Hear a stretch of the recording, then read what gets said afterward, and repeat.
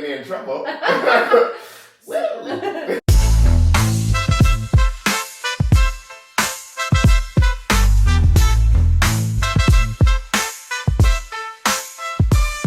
Hi guys, it's Jazmine and welcome to the first episode of Lost in Love.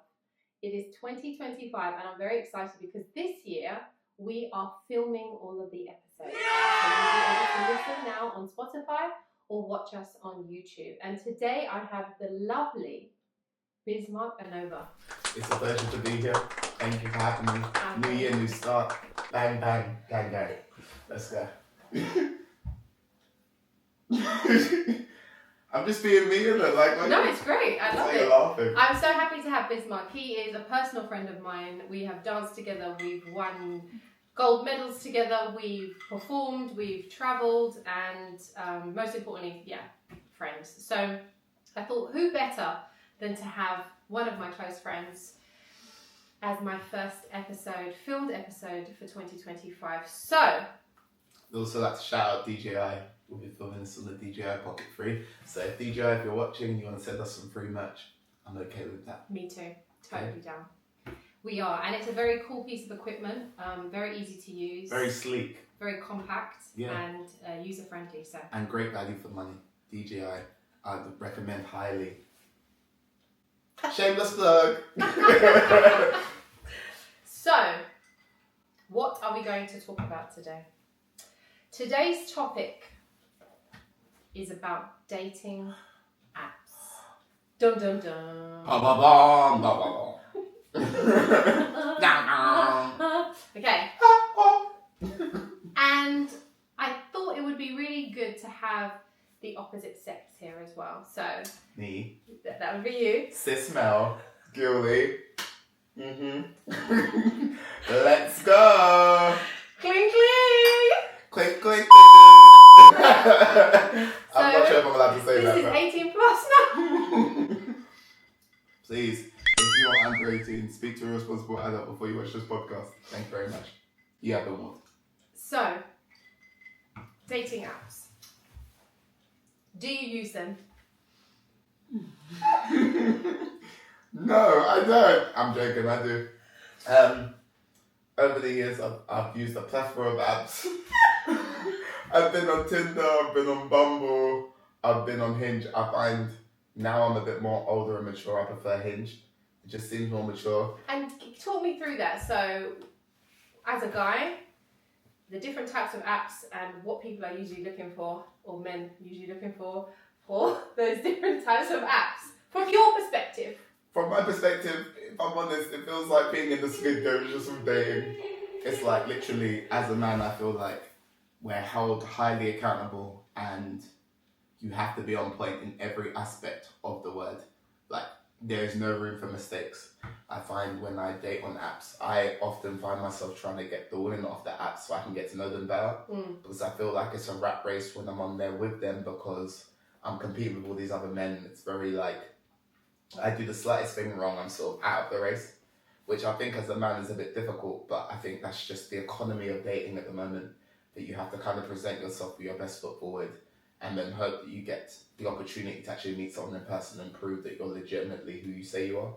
So do you think that makes guys more accountable, or do you think they don't really care and they're just out here willy-nilly? It depends on what you're looking for on the apps. So I'd say like certain guys are probably on there just want to have a good time, not a long time. So it's very casual and it's very sporadic and it's very like, you know, you're judging me based on my photos. Like, do you like what you see? Like, or if you're looking for something a bit more long term, it's about sort of developing a connection with someone and making yourself feel comfortable with them, and as well as that, looking if their values reflect yours and there's a compatibility there for maybe the potential of being in a relationship. Okay, so with that in mind, let's rate the different apps and what they're usually used for from the male perspective. Okay. So, gonna get me in trouble. So everyone's favourite, Tinder. What do guys usually jump on Tinder for? Like, what is it for? Am I allowed to be honest? I want you to 100% be So I honest. feel like Tinder's more of a hooking up app. I'd say it's like the heterosexual grinder app. Basically, that's the comparison I'd use. Okay. I think it's a bit more casual. It's a bit more like if you're on there, you're looking for encounters. Well, in its current economy, I think it's more of a hookup app. I think Bumble... Entanglements. Entanglements. Couldn't have said it better. Chef's kiss. But I do feel like Hinge is a bit more a place where people are open to relationships and exploring stuff with people, which is cool. But I think it's just one of those things, you've got to work out what you really want. And I think one of the things I took away from using apps for like a long period of time, if I'm honest, is that I'm a lot better in person. So if I'm going to go and do hunting, I play hunting.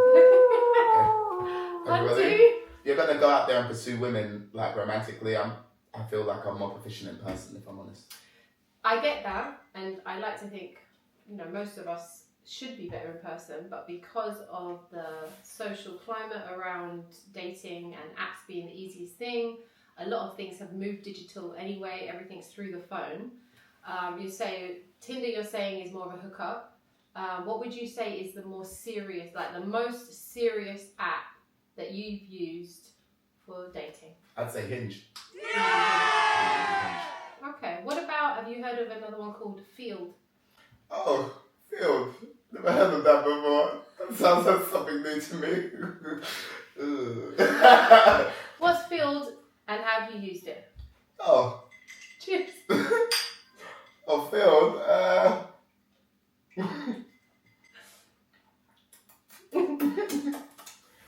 I think Field's an app more for like aimed at hooking up with people and stuff. So I think it's a bit more like, I call it bare bones, where it's like we get straight to the point. I have actually used Field before.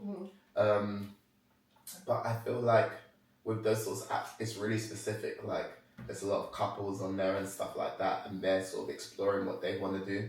And I think it's more for, I feel Field is more for open-minded people who want to explore things more sexually. So it's more experimental. It's more experimental and just sort of being open-minded and meeting people. I was on there for a brief time. And did you have a good experience being on that app, or did you find it a bit weird? I found it a bit weird, but not in a dismissive way. I think it's just, it's based on the sort of person you are. If you know what you want and you're going for it, then fair enough. But if you're not sure, then it's a bit more like, it's like navigating. And I think that's the main thing to take away from us, the dating apps. It's a case of navigating like what you want and how you're being perceived, and making sure that you're being authentic to yourself if you want to be. Okay. I had a brief moment with Field, but I did find it a bit weird because I also didn't know what all those acronyms meant. So I had to go I still don't. And there was, I don't know them all, but people would say, are you this, are you that? And I'm like, I don't know if I am, because I don't even know what that means. So it just was very techie, and you could see it was a very established community already. So you're either like in it or you're not with it. So okay. So I was talking to Mia. Shout out to Mia. Who actually featured in one of my fundraising videos. And we were talking about the concept of backwards dating. Now, I was a bit like, what do you mean by that, Mia? And she said to me, well, back in the day, you would meet someone out in person and you would see if there was a vibe. And then from there, you would date and get to know them. Whereas now, the idea of backwards dating is that you do all the questionnaires and the interviews first, see if they're worth your time, and then see if the energy is there. Would you agree with that? What's your thoughts? I agree with that. But I also think it's a bit of a grueling process that you're kind of being vetted and scanned. It's almost like an interrogation, if you will, like a romantic interrogation. So, what do you do for a living? Are you educated? Are you currently dating? What are you looking for in a relationship? What do you want? What are your pursuits? What sort of person you are? And I feel like it's a job interview in itself, which is fair because I think we don't have much to go on online. So all we're trying to do is navigate as best as we can the terrain that we have. Yeah. Do you feel that it kind of kills the natural organicness of getting to know someone though? Because it's like, here we go with the questions. Do you ever feel like a girl, if she's talking to you online, is just going through the 10 questions that she goes through with everyone and it's not personalised? I think it's just a different way of working. I personally prefer the traditional ways, but I think it's also based on my age and how I've been brought up. So things are going to reflect differently with me because they don't resonate. I come from a generation where I was pre-YouTube. So if you wanted to go and watch a show, you had to actually be at the show. You couldn't watch a recording back of it. So I feel like I'm naturally used to having to go out and actually meet people from an early age and make an actual genuine connection in person.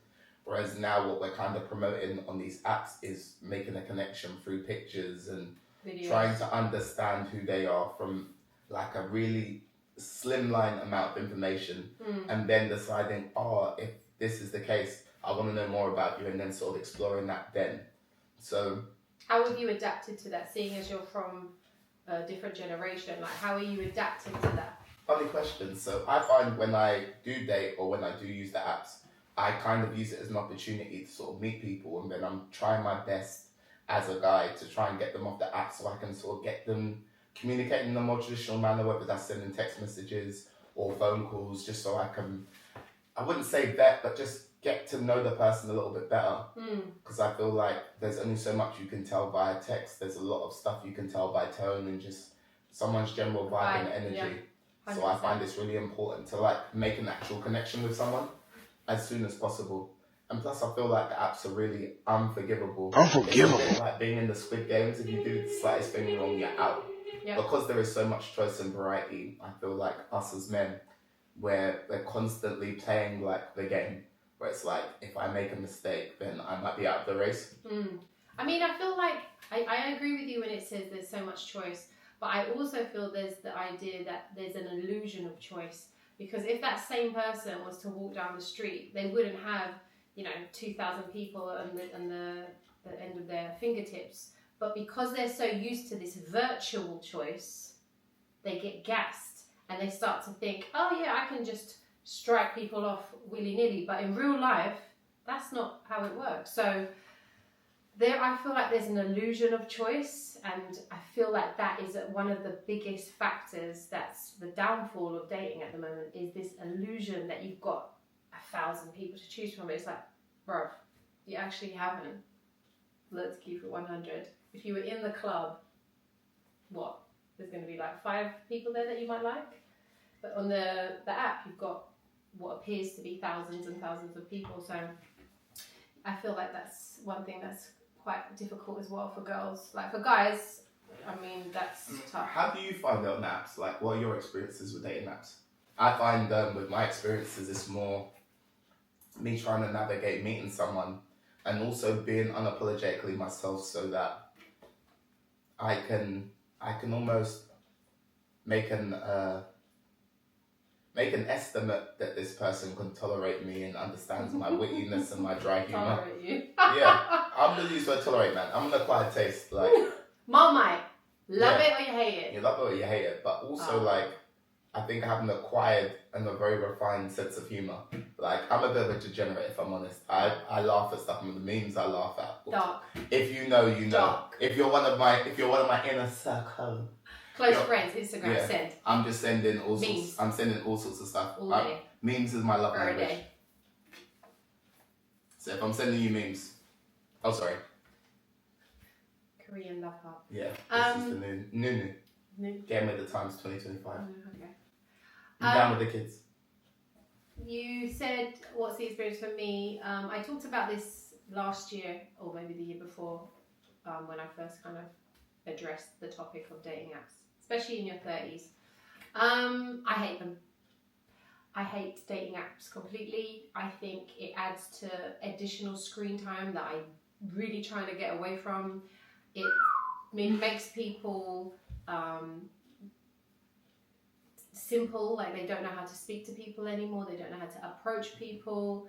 They hype up like the first date even bigger than we used to now, because you've got all these expectations and you know about their life before you've even met them in person. So I feel like I really don't like them. I definitely prefer the apps that encourage you to meet up. So yes, you can look at pictures, which is what you would do in a club anyway. You would look at them and then you would approach. There's a couple apps. Thursday, which I think... I'm familiar with Thursday as well. Yes, I think they've actually stopped now with their dating app, but I liked the concept.